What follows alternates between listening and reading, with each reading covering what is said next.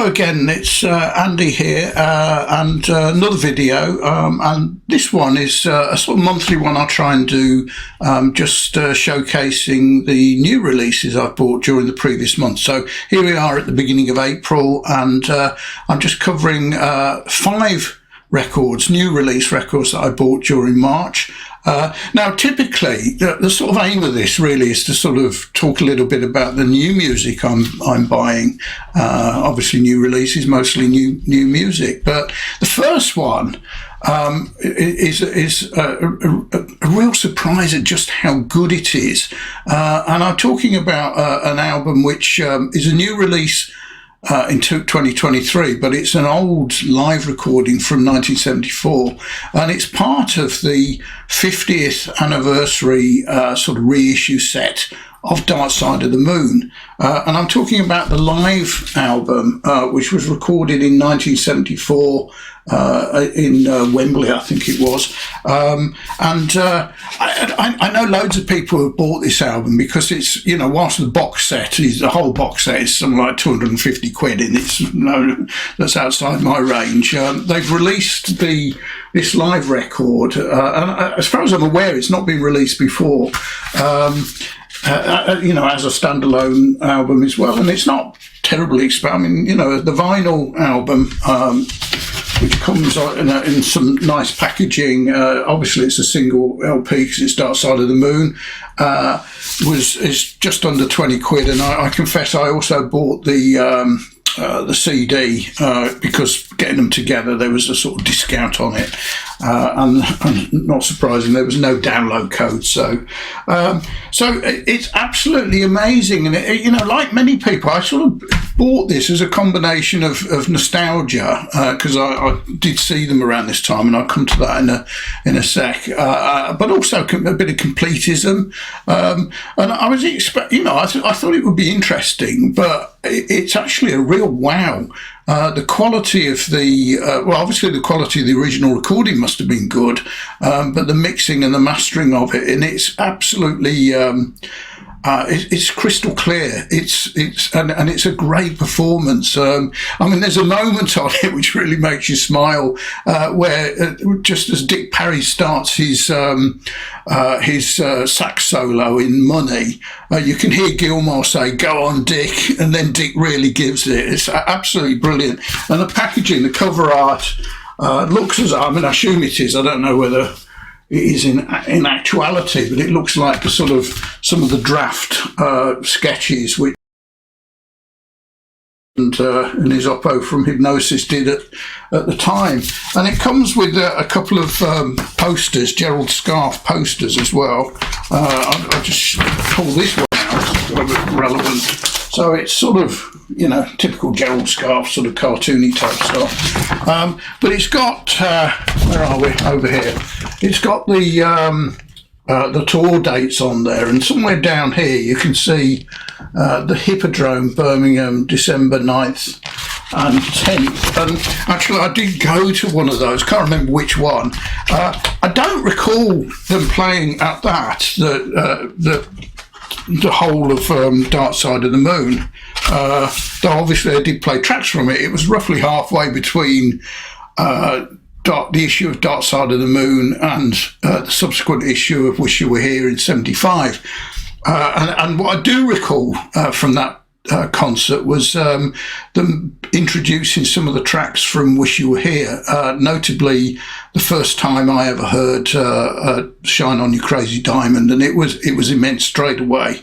But this is a great album. It's if you're even remotely into Floyd, it's really a must-have. It is superb, and I'm sort of putting it to the front of this video for that reason. Normally, it not being new music, I probably would have covered it last, but so good.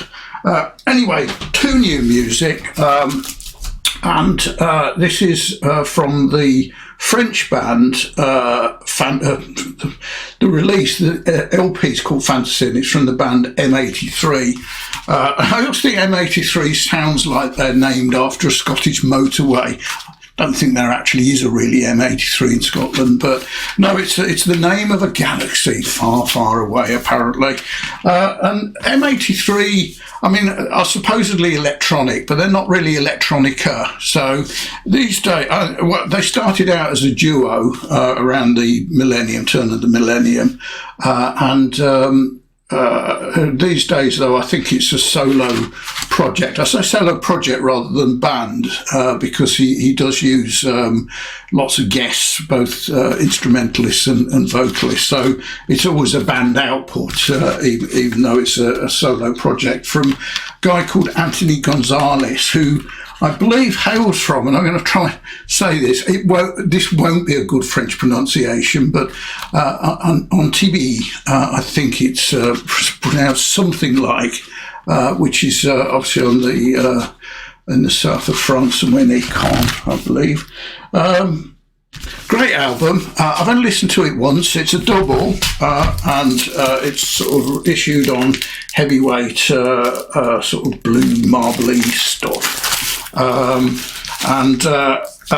Great, you know, I really enjoyed the songs. I haven't got a standout one yet. I've only listened to it once, to be fair, all the way through, because I've had quite a busy month, so I've not actually listened to quite so much as I would normally in March.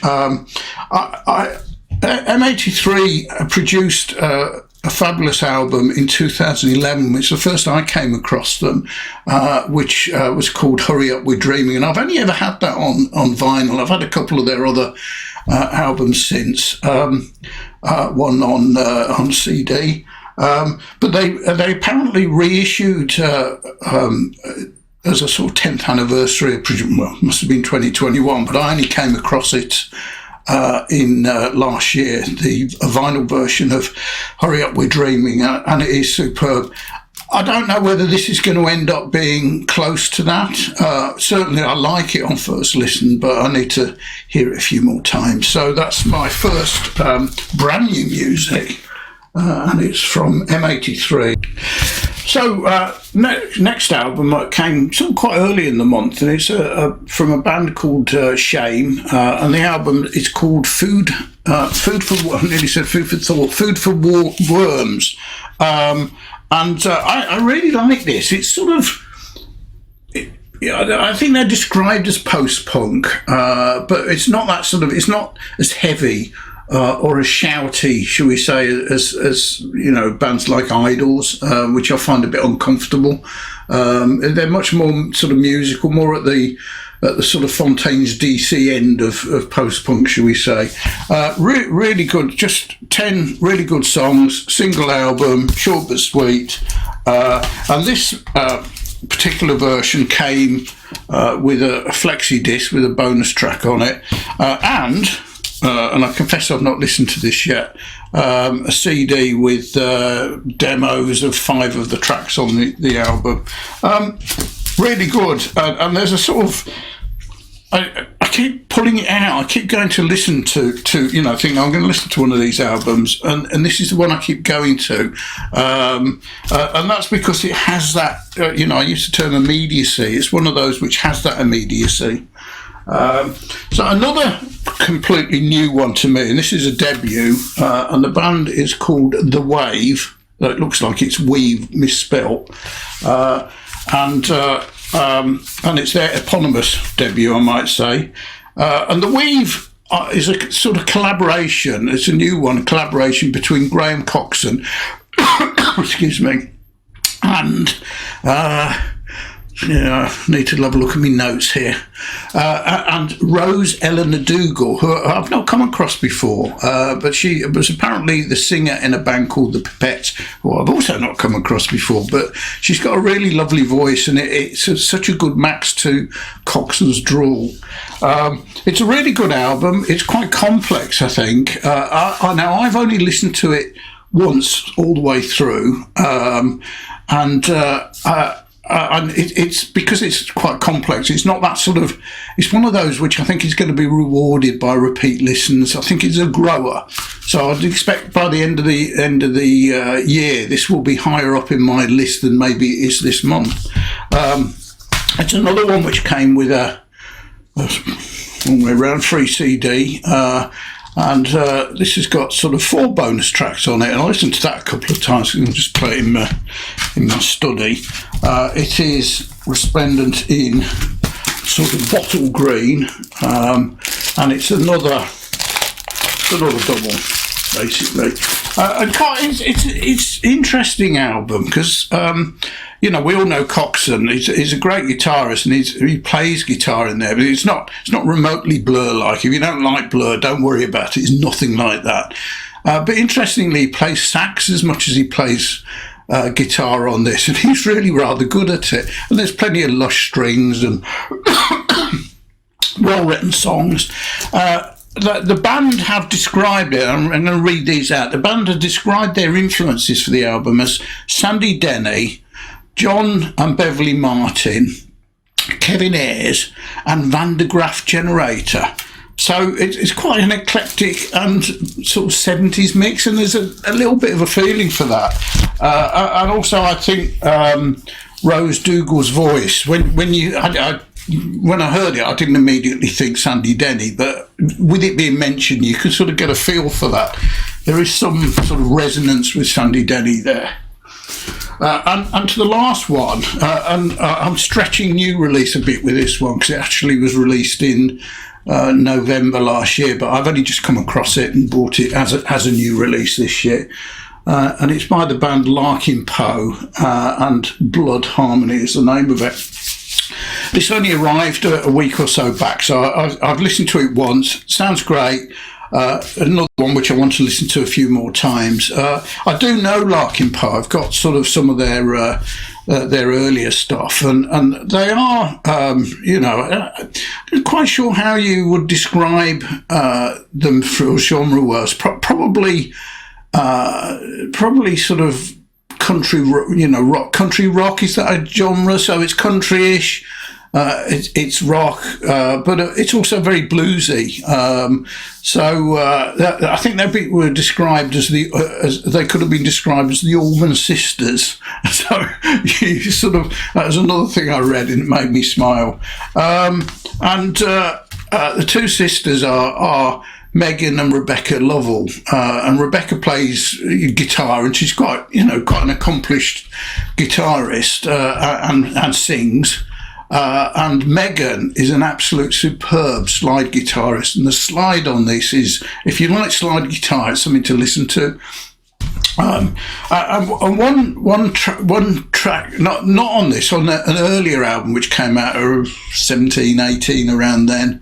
It's called Peach, and that has an absolute brilliant cover of Black Betty. Is it Ram Jam? Can't remember who did that, but everyone knows the track Black Betty. Check that out, and it is brilliant. But you get a sort of sense of it. It's much heavier than, the Swedish country sisters, First Aid Kid. It's much bluesier and rockier than that. There you go. Those are my 5 new release albums. I mean, I've bought some old ones and reissues and stuff like that. Also, I've got a couple on pre-order for April, which I'll recap, and no doubt we'll come across 1 or 2 others which are unplanned. Thanks for listening. Cheers.